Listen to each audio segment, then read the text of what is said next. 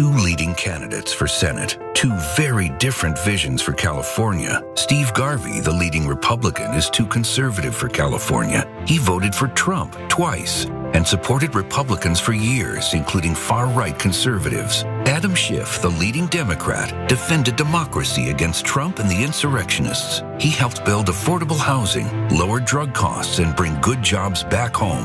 The choice is clear. I'm Adam Schiff, and I approve this message.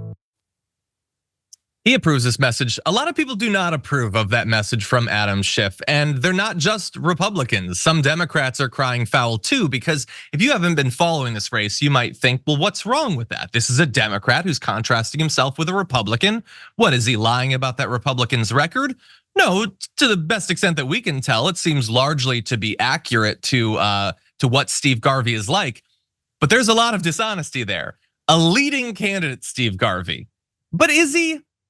I mean, in some sense, I suppose, if the top candidates are Adam Schiff, Katie Porter, Barbara Lee, and Steve Garvey's one of the Republicans, you could say he's the leading Republican, but he's not polling super well.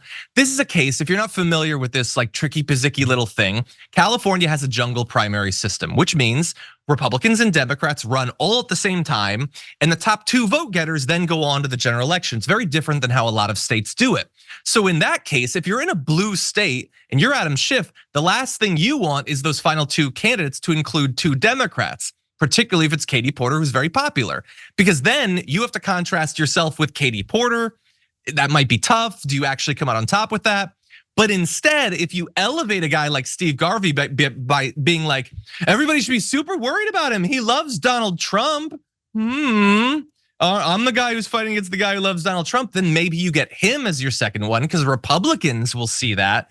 They'll flock to him, and then he can easily beat a Republican.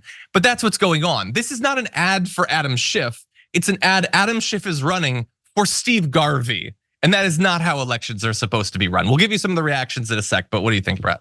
God, I love this stuff. This is so brilliant move by Schiff. I don't call it brilliant. It's brilliant.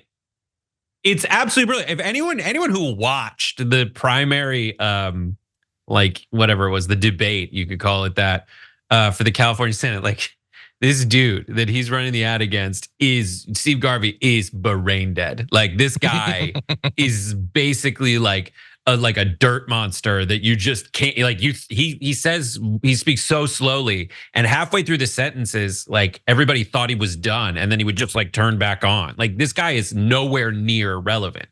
But California has an amazing, proud history of this kind of wily political ad work. So there was this one time where Gray Davis, who would end up getting impeached and replaced by Arnold Schwarzenegger, he was going up. His main challenger was Dick Reardon, and Dick Reardon was the Republican mayor of Los Angeles in like 2002. And so this was before, this didn't have a jungle primary. So what Gray Davis, the Democrat, did is he ran ads against Reardon in the primary and got Reardon to lose to Simon, who was the weaker candidate in the election for the general. So Gray Davis was able to go directly against the weaker challenger because of these kinds of very smart tactical political moves. Now, is he winning this debate against the person he should be going against? No, but this is politics, and Democrats typically get so dumb about crap like this. They don't know the smart moves, and they completely faceplant like they did in this scenario. I didn't know that history. Yeah. So thank you for breaking that down. And look, there's versions of like this in other cases. Biden wanting Trump to be the nominee is kind of a version of that. He wants to run against a weak candidate, with the risk being that potentially the American Republic doesn't survive. But there, he's only screwing over other Republicans. In this case, Schiff is purposefully screwing over, Barbara Lee to a lesser extent, but also Katie Porter, who responded by saying he knows he will lose to me in November. That's what this brazenly cynical ad is about, furthering his own political career, boxing out qualified Democratic women candidates and boosting a Republican candidate to do it. We need honest leadership, not political games.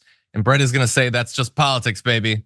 Congresswoman, what do you want him to do? I like you more than I like him, but what do you want him to do? And this is not a good punchback. Come up with something better. It's true, but perhaps not effective enough. Maybe she should do the same thing.